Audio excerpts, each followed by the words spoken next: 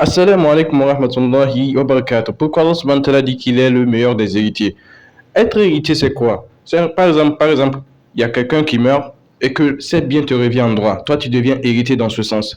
Allah subhanahu wa ta'ala, il est le meilleur des héritiers dans le sens où toutes les créatures vont mourir et laisser les biens et tous ces biens reviennent à Allah. Ça, c'est le meilleur des héritiers. Allah, il est le meilleur des héritiers parce que tout doit finir, tout doit disparaître. Kullu alayha fan, wa yabqa wajhu rabbika dhul jalali wal ikram. Tout doit disparaître. Et donc, si tout disparaît, et les biens que les gens ont laissés, les terres que les gens ont laissées, ça revient à qui? Ça revient à Azwajalla, à Allah subhanahu wa ta'ala. Hmm?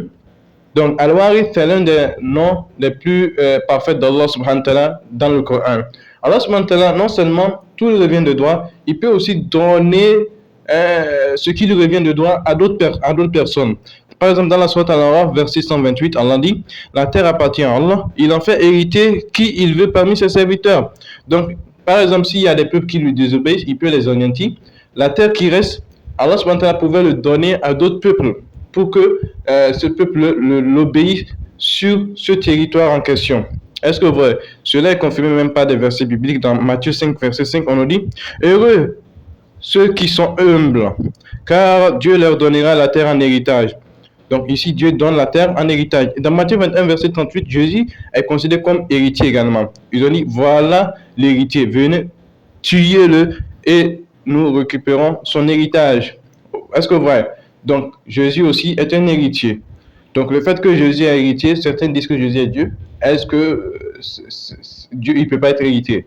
Parce qu'il y a des gens qui disent: mais comment Allah peut dire qu'il est héritier? Comment Allah peut dire qu'il est héritier? On va lire aussi Hébreux 1, verset 2. Et maintenant, dans ces jours qui sont les derniers, c'est par son Fils que Dieu nous a parlé. Il a fait de lui l'héritier de toutes choses. Donc Jésus est héritier de toutes choses. Cela existe même dans l'Ancien Testament, où l'Éternel est considéré comme héritier également. On va lire Deutéronome 18, verset 2. Il a dit: il ne sera pas pour lui de possession au sein de ses frères. Yahvé est sa possession. Nashala. Le terme utilisé, c'est héritier. Donc Yahvé est un héritier. Et dans Ésaïe 19, verset 25, on nous dit: l'Éternel des armées les bénira en disant: béni soit l'Égypte, mon peuple, et Assyrie, œuvre de mes mains, et Israël, mon héritage. Donc ici, l'Éternel dit que Israël est son héritage. Donc il est héritier. On va lire aussi Deutéronome 18, verset 1 à 2. Ici, on nous dit, je vais aller plus vite. Ils se nourriront des sacrifices consumés par le feu en l'honneur de l'Éternel et de l'héritage de l'Éternel. Et on dit: l'Éternel sera leur héritage comme il le leur a dit. Donc ici, l'Éternel est un héritage.